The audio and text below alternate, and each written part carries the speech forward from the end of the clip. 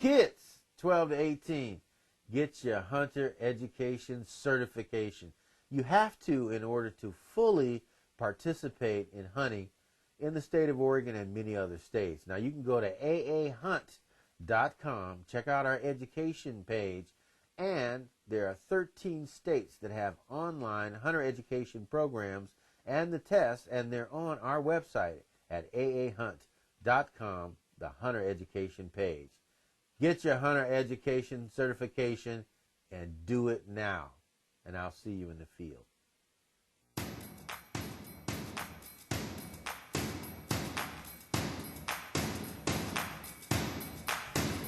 Welcome to the African American Hunting Association's Outdoor Show. I'm Donnie Adair, president of the African American Hunting Association, where we are reclaiming our hunting heritage.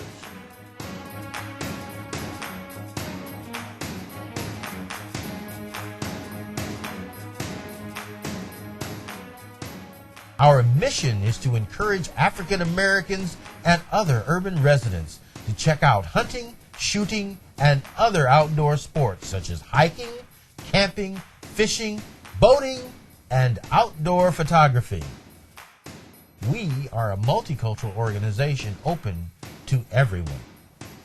Each episode, our show will present interviews with some of the most knowledgeable experts in the country, as well as people like you. We will take the information they shared to the field and demonstrate how it can make your hunt or outdoor experience more enjoyable and safe. Our Handyman segment will feature advice and instructions on how to accomplish a variety of tasks associated with outdoor sports. So, stay tuned to AAHA Outdoors. Hey everybody, welcome to the Outdoor Show. I'm Donnie Adair, and I've got just a fantastic guest with me today, Mackenzie James. Mackenzie, thank you so much for visiting the lodge, man. How are you? I'm good, thanks, Donnie. We're going to talk about some hunting today with Mackenzie. He's a great hunter. He's hunted down south. He hunts the Northwest, and he has a passion for hunting, and of course that's what we're promoting here on the African American Hunting Association Outdoor Show. Mackenzie, first, give me a little background. Tell me where you're originally from. I'm from the island of St. Kitts in the Caribbean. It's a small British, former British colony. Yes.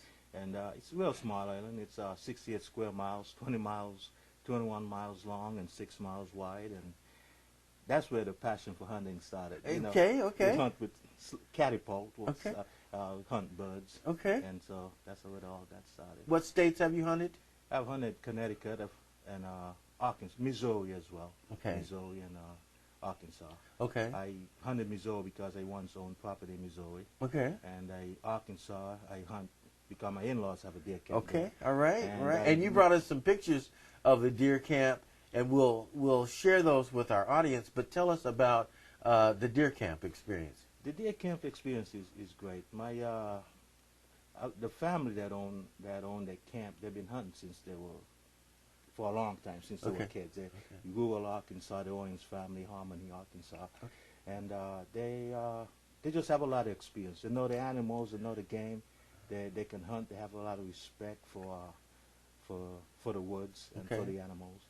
And I'm happy to say that's how I met my wife 14 years ago. I met her on the airplane. I was reading a hunting magazine, and we started talking, and that's how I, then learned that her family hunt. And we got married in 1997, I think. And, so your passion for hunting really helped out your love life then, It sure did. All right. That sounds great to me, man. Right, now you have some sons too, right? Yeah, I have 2 sons and 1 daughter. And a daughter? Yeah. The daughter is about 6 months old. Right now? Yeah. No, okay. Well, she's not hunting yet, Not right? yet, Okay, not not yet. yet. I hope you get her out there, because we're trying to share with young ladies that hunting and outdoor sports and fishing and so forth, it's cool for them as well. So I've had my niece out on some of our shows doing trap shooting. And then she actually hunted chuckers with us. So she's a 21-year-old senior at the University of Oregon. So she's a good example of young women that are taking the field. So your 6-month-old daughter, as soon as she gets big enough now, we're going to take her out with us on a hunting trip or a fishing trip or something. Definitely, right? yeah. But now your sons have been actually out with you, right? Yeah, they have been out. You know, my son Haley and my other son Kevin have been out ever since they were, 10. But my son Covey's maybe 5, 6 years old. My son Haley 10, 12 years old. Okay. And they've been out. They have hunt Eastern Oregon, the Okay. White River unit. My younger son Covey, he's been to Arkansas during hunting season. Now let me ask you, the White River unit over there in Eastern Oregon, above the Dalles, right? And you were hunting mule deer over there? Mule deer, yeah, blacktail, mule deer. Okay. Yeah. Okay. Mostly bucks. You can't get it's hard to get a doe tag. Okay. And I've hunted Lower Columbia unit outside the Class 9 for elk. Okay. I take my son there every time. Okay. I'm fortunate to get a tag. Well, tell me about your waterfowl hunting experiences. I started about maybe 4 years ago. I met a gentleman there on some property on Sarvis Island. Okay. And he invited me out there, and that's how I started duck hunting. Okay. And it's fun. You Okay. get more shots Okay, at yeah. the ducks than you would at deer. Right, and, right. You It certainly keeps the young people interested, doesn't it? Yeah. At least that's what I found. As I shared with you earlier, Yeah. the picture of your son there in the duck blind reminds us of some pictures that we've shared with my sons who've been interviewed on the program when they were about the same age, 11 and 12.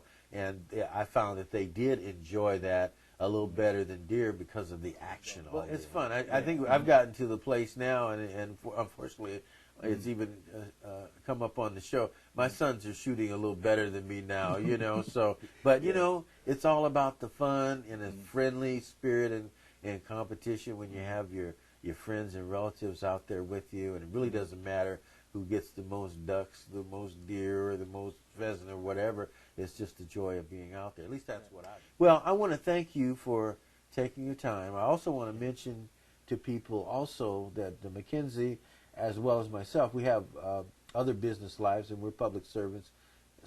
And McKenzie was with the city of Portland and does a great job. He's one of my colleagues, and now he's one of my great friends that I want to spend time with in the field, and hopefully in this upcoming duck season we'll get out there at Sophie's Island and spend some time together.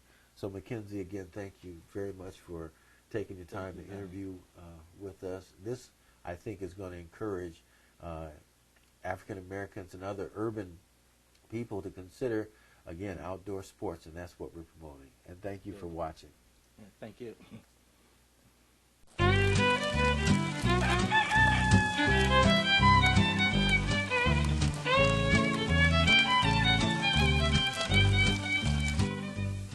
Today we're going over to Claskanai, Oregon, and we're going to be hunting black-tailed deer in western Oregon. It's going to be an exciting trip. We're experiencing some really, really good weather here in Oregon this fall, and this is an area that I just love to go out and to hunt in. It's so beautiful. It's the leaves are turning this time of year, and we hope to see some animals and harvest one of these great elusive black-tailed deer. We should also see some other animals, possibly some elk in the area. The area is just teeming with game. So stay tuned. AAHA Outdoor.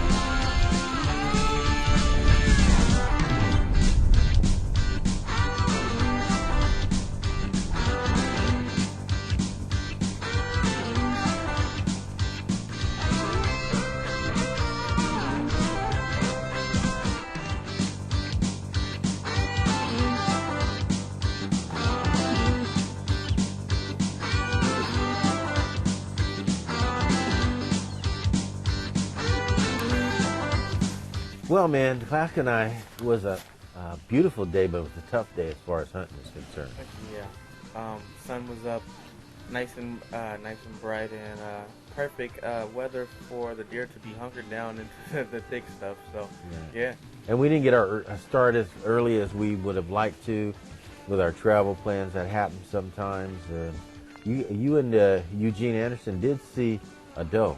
Yeah, we did. We spotted one after we got settled down on some logs, and ended up glassing one. So got to see some action, as I like to say still. So Certainly had a long walk. What did we walk that day? I don't even know 6-7 miles maybe. something like that. Yeah. When I took you down Trotter Road up there, that was a pretty good walk. It wasn't was a good walk. It was a good walk. It was a good experience too. Me and Eugene, we got used to walking that far. So yeah. Well, for me, it was good, you know, for the old boy to carry the camera, Yeah. and you know, that was what I shot all day was the video, and I really did enjoy just trudging behind you guys, and for an old man trying to stay in shape, man, I just love getting out there in the field. Yeah, well, I love spending time with my dad. Yeah. Not too bad, you know. It's really fun. I enjoy the experience. Yeah. Always have. And I have to say this about your friend Eugene. I really like him, and I really appreciated having him along. Great sense of humor, great hunting comrade, a lot of camaraderie in our group that morning. Yeah, really. He's a good friend of mine. Known him since, freshman year of college, college buddies. And good hunter himself, good shot, Now, safe. he's harvested one already. Yeah, he got one in Central Oregon. And so, yeah, he's been hunting with his grandfather, for, a long time. You can say grandpa on the show. Grandpa. Okay. Grandpa, yeah. What's his grandfather's name? His grandfather's name is Fred. Fred. Fred, Okay. yeah. All right, Fred. Yeah, and his grandmother hunts also, Okay. Yeah, so, they've been, his grandfather has a doe tag, and so they've And we been. certainly have been promoting women to go to the field with us, so that we think a lot of that. Well, actually, yesterday, Eugene's girlfriend actually came out with us, too. Okay, cool. And went on a walk with us. Good. So, yeah. Well, that's good. More after this. When you're out on your hunting adventure, respect private property. Know where you are. In some states, like our home state of Oregon here, the law requires that you know where you're at. People don't have to post no trespassing signs. You're still in violation if you're on their land. So respect private property. Ask for permission, and when you get permission, only hunt animals that you've gotten permission to hunt. If you're approved to hunt deer, don't kill a bear. Respect private property and the owners, and you'll have a great time on your next adventure. I'll see you in the field. Welcome back to the show. Hey, Duck. Hey, how you doing?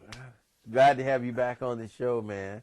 And before we get to talking about this beautiful deer that you harvested here in Western Oregon this year, man, I just want to congratulate you on a great hunt. And but I got this call from you about a week before you got this deer, man, and you were frantic. Tell me about the one that got away. The one that got away. Well, I think the one that got away helped me out a lot because, all hunters have to go through this. But, me and my good friend Eugene Anderson, we were walking this road. And walking this road, this little old logging road and things like that. And fog came over beautifully. Fog came over this clearing.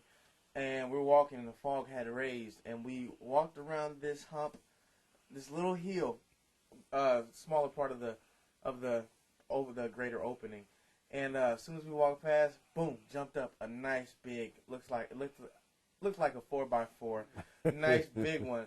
And it probably ran for about 45 seconds. It probably was about 50 yards away from us. And both of us, guns up, safety off, waiting for it to stop. Wondering who's going to shoot first. Tell us about this black-tailed deer. Well, this black-tailed deer, I really do believe that we saw it. We saw it a couple days before, maybe the day before. Came back to that same spot, walking slowly again.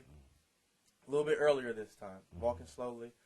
This is a different day? This is a different day. Okay. This is a different day. This is Wednesday morning, It's right? Wednesday morning, All right. Wednesday the 5th. Wednesday morning, and just doing the same thing, being still, looking in the distance.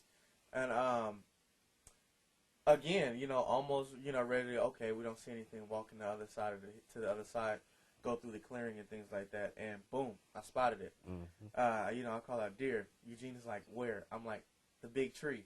And it's in the middle of all these trees and stuff like that on the tree line coming out slowly as they usually do. We stood still, we hunkered down, just to, I got to look at it better.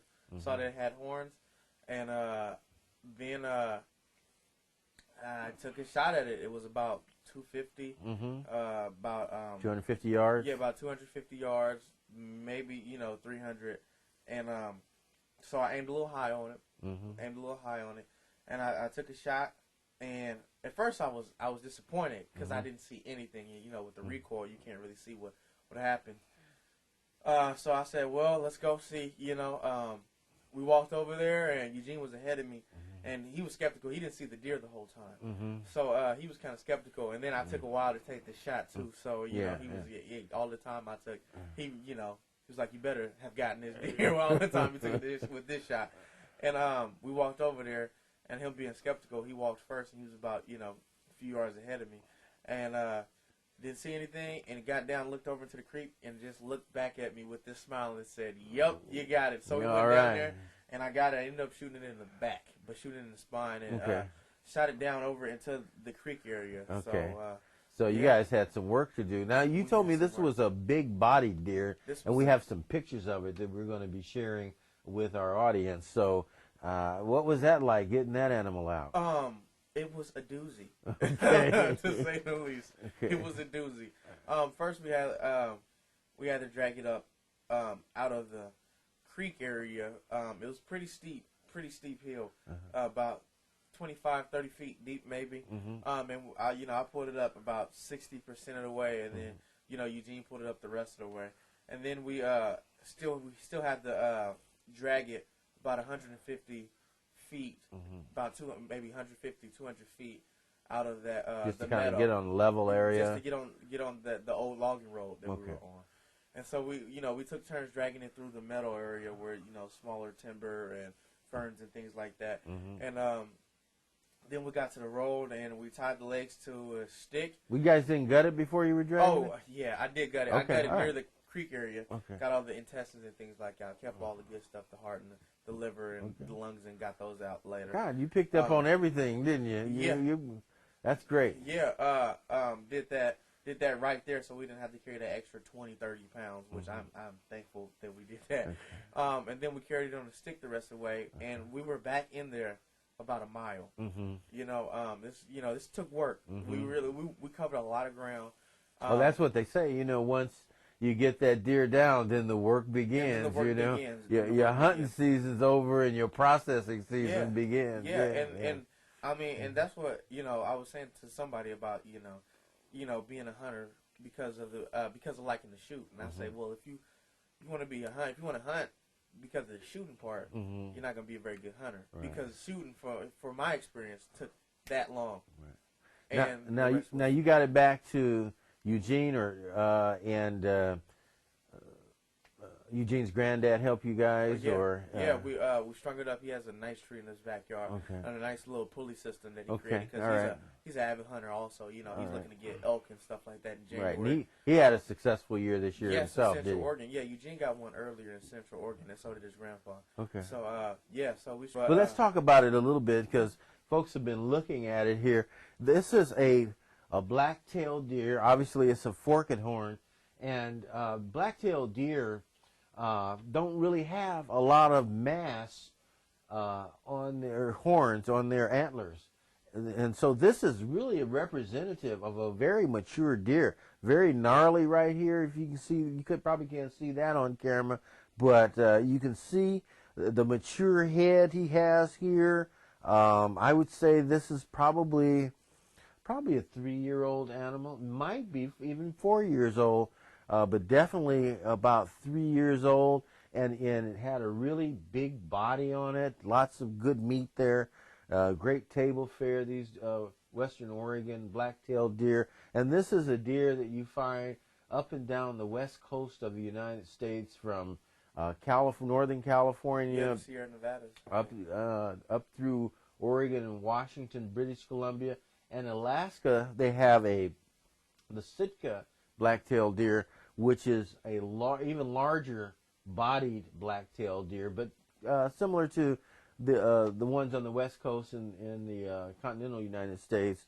They don't have a lot of antlers on them, So this is really a great representation here of the black-tailed deer in Western Oregon. And man, I'm just so proud of you, man, to harvest this deer on your first year of hunting by yourself. So, well, it took work. I really respect the animals, especially black-tailed deer, the most elusive of the deer species. That's true.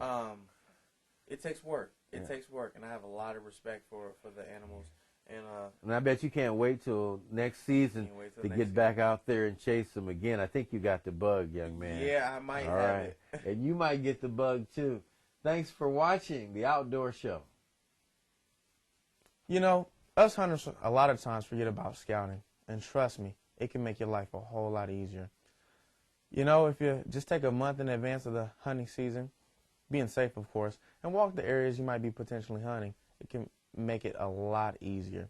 You can pattern deer, get to know the area a little bit more, know where the clearings and the different deer trails are. It's just a easier hunting season for you in that short time a lot of us usually have.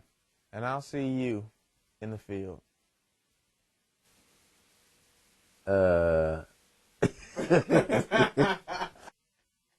One thing we hunters often forget about is scouting, and trust me, it can make your life a whole lot easier. Wait. Yeah, blow your nose now. All right. Because I don't want to I keep snip. that as a blooper, by the way, because we all know. Hey. That's even better. All right. Hey. Okay. Now we got that thing. All right. I'm going to that. That's an excellent representation of a Western Oregon black-tailed deer. It was big. Okay, here's the one that I was trying to get you to do right here. All right.